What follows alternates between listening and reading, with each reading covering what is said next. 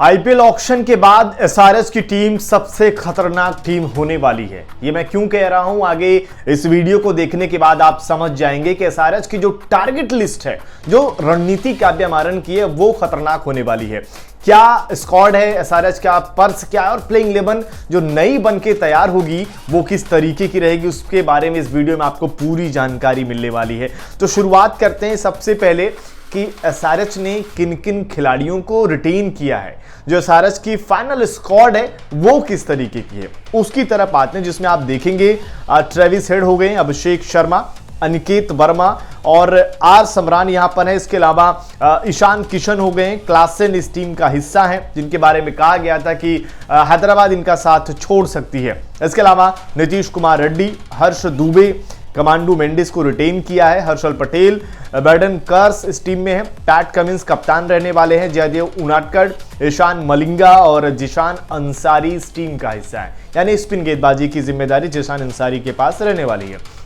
अब ये समझिए कि हैदराबाद ने किन किन खिलाड़ियों को रिलीज किया है, उसी हिसाब से टारगेट क्या होने वाला है उसकी तरफ आएंगे। एसआरएच की अगर आप रिलीज लिस्ट देखेंगे, जिसमें मोहम्मद शमी ट्रेड कर दिए गए लखनऊ की तरफ से, सिमरजीत सिंह को इन्होंने हटा दिया, वियान मुल्डर ऑलराउंडर इनको हटा दिया, अभिनव मनोहर जो एक फायर पार के लिए उनको रखा गया था उनको हटाया गया है, अथर्व ताइडे, सचिन बेबी, राहुल चहर और एडम जंपा, ये है वो रिलीज खिलाड़ी। यानी कि अगर आप देखेंगे इनमें से 2-3 पेसर हटाए गए हैं, कुछ पावर हिटर हटाए गए हैं और स्पिन गेंदबाजी हटाई गई है। अब इसमें होगा क्या, मतलब कि जरूरत क्या है, एक पावर हिटर की जरूरत है, एक ओपनिंग में बैकअप की जरूरत है, स्पिन गेंदबाजों की जरूरत है, कुछ पेसर्स की जरूरत है। तो ऑक्शन की रणनीति क्या होगी उसकी तरफ आते हैं, जो खास तौर पर है कि किन 5 खिलाड़ियों के लिए एसआरएच पूरी तरीके से दांव लगाने वाली है। पहला नाम इसमें रसेल का है। रसेल क्यों इस टीम के लिए जरूरी है, क्योंकि वो जो हैदराबाद जिस तरीके की क्रिकेट खेलती है कि भाई जाओ और 250-300 का आंकड़ा लेकर चलो, उसमें वो पूरी तरीके से फिट बैठते हैं। गेंदबाज, इनको अगर ऐसा खिलाड़ी मिल रहा है जो बैटिंग के साथ साथ 4 ओवर की गेंदबाजी भी कर ले तो सोने पर सुहागा वाली बात हो गई और वो हैदराबाद के लिए परफेक्ट होने वाले हैं। रसेल को खिलाने का मतलब है कि इनके लिए चीजें बेहतर हो जाना, तो ये एक बेहतर ऑप्शन हो जाएंगे। इसके अलावा Mayank Agarwal as a backup opener, अगर मान लीजिए बैकअप ओपनर या फिर आप कहें कि नंबर 3 या 4 पर भी इनको खिला सकते हो, जैसे यूज किया था अभी हाल ही में उनको आरसीबी ने, ये काम बेहतर कर सकती है हैदराबाद। अगर मयंक अग्रवाल को उस तरीके से यूज करे तो नंबर 3-4 पर भी वो टीम के लिए बेहतर होते हैं और उनकी बैटिंग में डेप्थ और अच्छी हो जाएगी, उनके तरफ भी टारगेट रहेंगे। इसके अलावा वेंकटेश अय्यर, मतलब लोग इनको हल्के में ले रहे हैं पर ये भी खिलाड़ी नंबर 3-4 पर बेहतर टीम के लिए कर सकता है। एज ए इंपैक्ट प्लेयर के तौर पर एक खिलाड़ी अच्छा कर सकता है कि भाई पहले ओवर में विकेट गिर गई, वेंकटेश अय्यर को भेज दो, तो वो भी काम वेंकटेश अय्यर कर सकते हैं। तो ये 3 खिलाड़ी हो गए।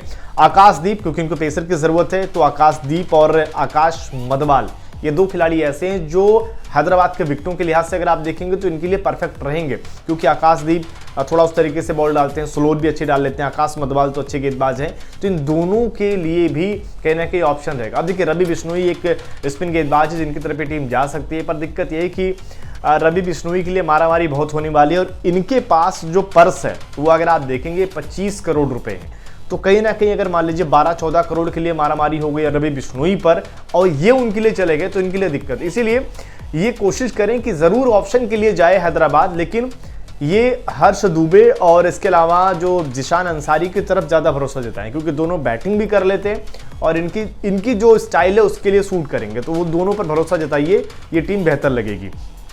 अब आइए प्लेइंग 11 बनाते हैं एसआरएच की। आप प्लेइंग 11 नहीं कहेंगे, प्लेइंग अगर आप देखें क्योंकि 12 खिलाड़ी होने लगे इंपैक्ट के हिसाब से, फिर भी हम 11 ही कह रहे हैं इसको, जिसमें अगर आप देखेंगे Travis Head, Abhishek Sharma as a opener, Abhishek spin गेंदबाजी जरूरत पड़ने पर कर सकते हैं। नंबर 3 पर ईशान किशन है, नंबर 4 पर नीतीश कुमार रेड्डी हैं जो गेंदबाजी भी कर लेंगे, जरूरत पड़ने पर 1-2 ओवर निकाल देंगे, 4 यहां तक तो सही है मामला। इसके अलावा अगर आप देखें क्लासन, रसेल को मैंने ऐड किया कि अगर ये लेकर आते हैं तो रसेल गेंदबाजी भी कर देंगे और वो बैटिंग भी इंपैक्ट लेकर आएंगे। इसके अलावा अगर आप देखेंगे फिर अनिकेत वर्मा जो स्पिन को बहुत कमाल की बैटिंग करते हैं, हर्ष दुबे, जिशान अंसारी 2 स्पिनर और हर्ष दुबे बैटिंग भी कर लेते हैं। अब यहां पर अगर आप देखेंगे 1, 2, 3, 4, 5, 6, 7, 8 नंबर तक बल्लेबाजी भी हो रही है। अब यहां पर देखिए Harshal Patel pacer, PAT Cummins pacer, ये 2 पेसर हो गए।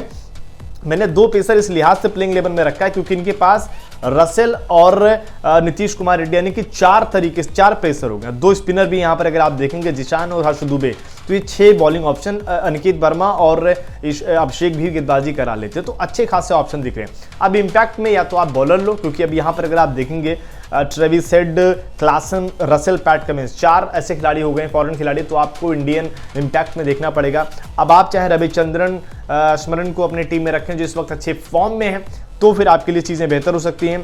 या फिर अगर आप देखें आप किसी दूसरे खिलाड़ी की तरफ जाएं जो बॉलिंग स्पिन कर ले, या फिर वेंकटेश अय्यर को एज ए फ्लोटर के तौर पर यूज कर लें, तो फिर ये टीम और खतरनाक लगने वाली। इसीलिए मैं कह रहा हूं कि हैदराबाद को लोग हल्के में ले रहे हैं, लेकिन अगर इस तरीके से रसेल वाली रणनीति काम कर जाती है, लोग मैक्सवेल की बात करेंगे, लिविंगस्टन की, पर मुझे इस टीम में रसेल, क्योंकि तेज गेंदबाजी के विकल्प के तौर पर भी वो बेहतर रहेंगे, तो फिर सारी दिक्कतें दूर होने वाली है। इनके पास ऑलराउंडर बैडन कर्स भी है, लेकिन रसेल जो है वो जो इंपैक्ट लेकर आने वाले हैं वो इस टीम को सूट करने वाले हैं। और अगर ऐसा हो जाता है तो हैदराबाद इस आईपीएल की सबसे खूंखार टीमों में से एक रहेगी। आपको क्या लगता है और आपकी रिटेन और रिलीज लिस्ट कैसी होगी, उसके बारे में जरूर बताएं। और आप क्या मानते हैं कि एसआरएच किन किन खिलाड़ियों को टारगेट कर सकती है, कमेंट में जरूर लिखें।